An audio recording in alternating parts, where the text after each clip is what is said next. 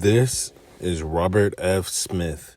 He is an American businessman, philanthropist, investor, and the richest Black American in the country. On behalf of the 8 generations of my family who have been in this country, we're going to put a little fuel in your bus. My family is making a grant to eliminate their student loans. In 2019, Smith paid off the loans for the graduating class of Morehouse College. But no good deed goes unpunished. In 2020, Smith would end up pleading and cooperating with the IRS in the biggest tax fraud case in American history. But first, let's hop in the DeLorean and see just how we got here.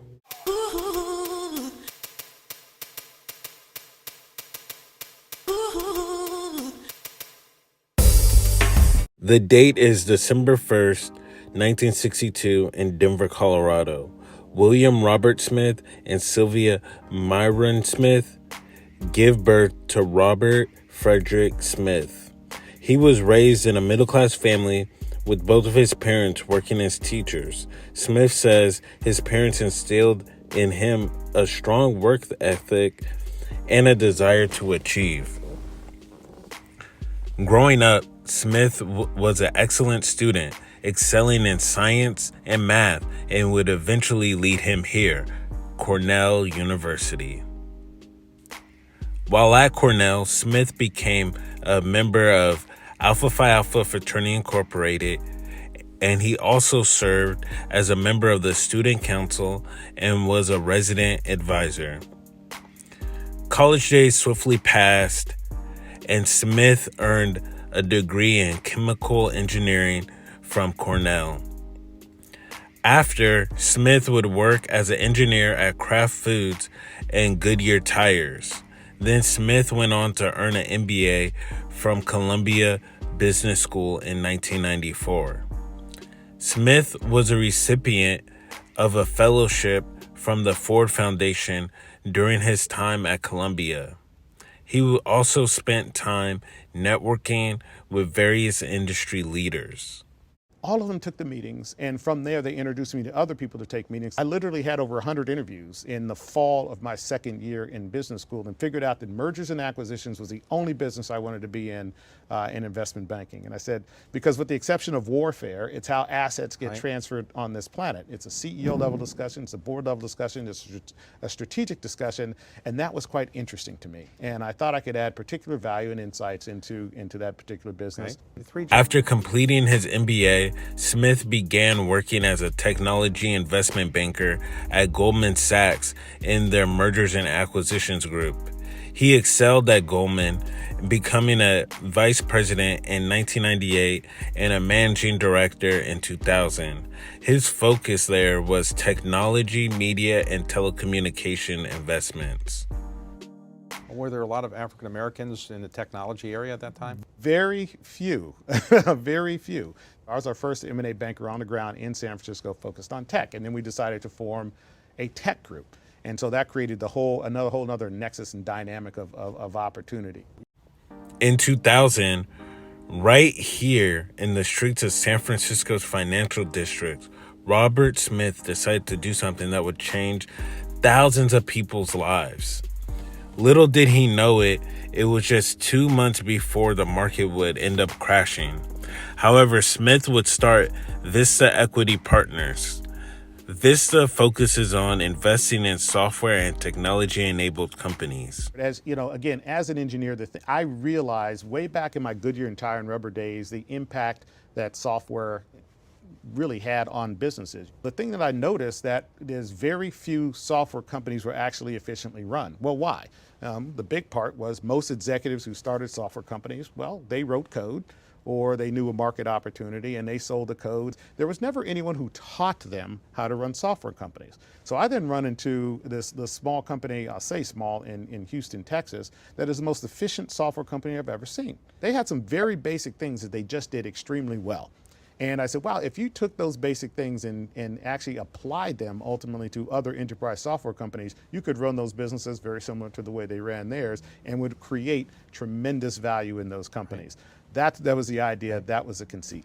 Vista Equity Partners is known for its unique investment strategy with focuses on acquiring companies that have a strong cash flow and are undervalued, then using operational expertise to help those companies grow. Here, Smith explains it himself. We install the best practices in those businesses that actually cracks the Rubik's Cube of profitable growth.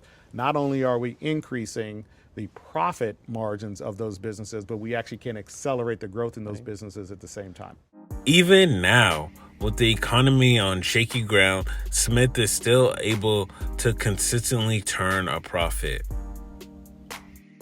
If you build high quality companies, we have the ability at that point to actually sell these companies in these down markets. So in the last 12 months, everything from Mediaocean to Datto to iSIMS. I mean, these are businesses I think we've done a great job in building the capacity of those companies to do really well. And of course, Aptian is one we just recently announced. And of course, the sale of Ping, which we completed, which I think closes the next week and a half or so. Smith is responsible for the overall direction and management of the company.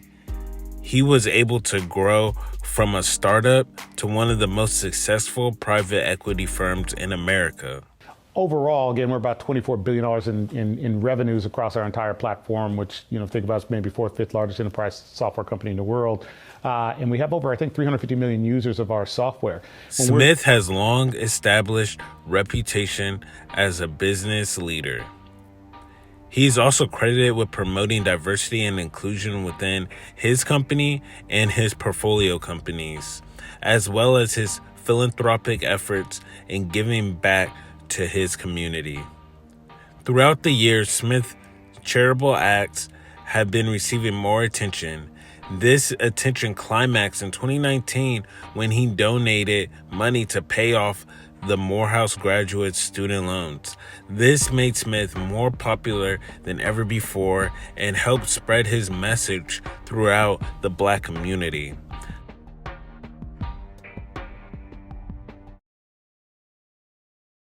However, in 2020, Robert Smith's career came under scrutiny from the IRS for tax fraud allegations.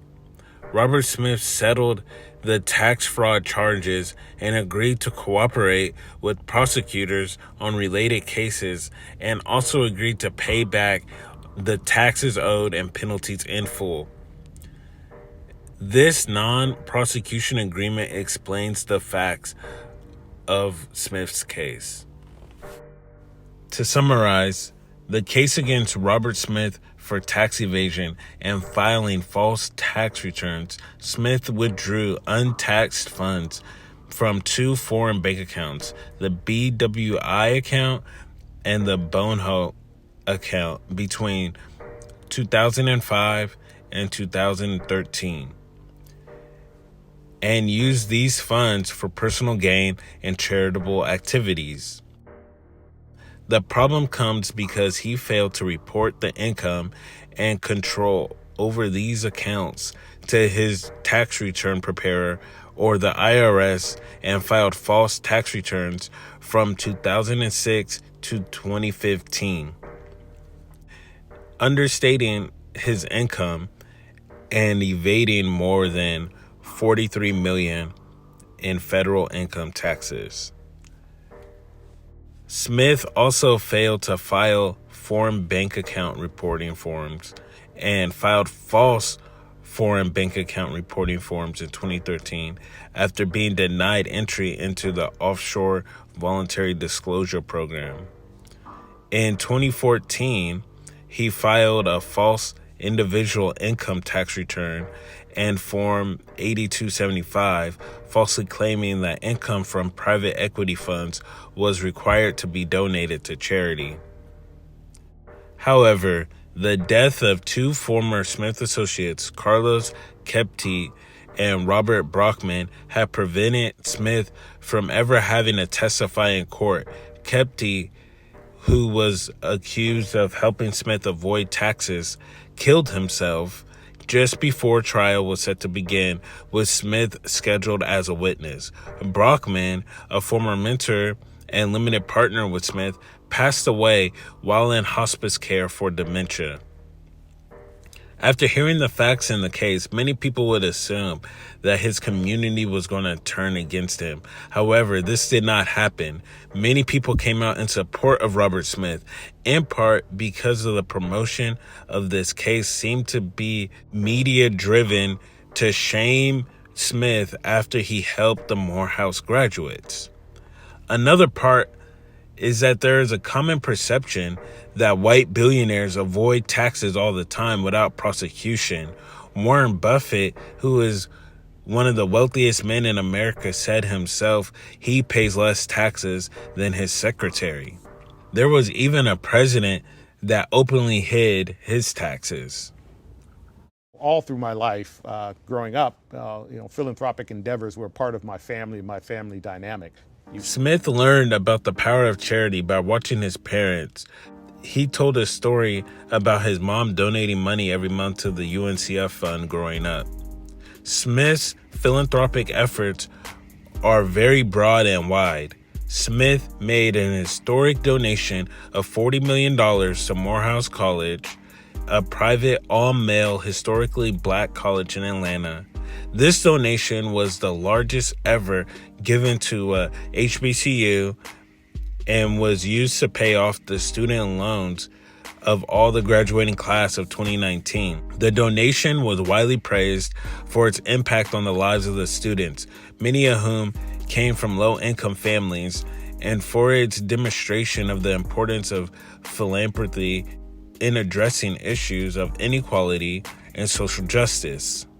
Smith's donation was seen as a symbol of hope for many young people and a powerful message about the role of education and investment in communities of color. The whole inspiration really comes from, I call it an ideological position around how do you liberate the human spirit. I don't think there's anything more beautiful than a liberated human spirit. In the work that I do at Carnegie Hall, for instance, we get to about 600,000 kids a year bringing music education where it was taken out of the public school systems. And when you see a child liberated, and music can liberate you, education can liberate you, and in some cases the liberation of a burden of debt, because you took the initiative to go to a college, to get educated, take on debt, and then your family, your mother, your grandparents took on debt so that you could be the first one in your family to graduate from college, to go get a job, and now you have a burden of debt that may prevent you from actually buying a house for another 20, 25 years. So when I thought about my capacity as a human being, as an African American male business person, what's a good way to liberate a spirit? What's a good way to liberate 400 spirits 400 years after 1619? And so when I thought about it, I said, this is a good way to do it. There's multiple ways, but I thought this was a good way to liberate 400 people and say, the only thing I want you to do is go give back to your community in ways that you think are important. That's why I did it. And how did you decide to do it the way you did as a surprise? Because if you know how it is, you know how you journalists are. If you tell anybody in advance, it leaks and it loses the impact. I wanted these young men to really think about graduating, what it meant to their parents, their grandparents, and the audience. When you meet some of the parents and grandparents who've come from all sorts of, who saved money, borrowed money, you want them thinking about just the joy of them graduating.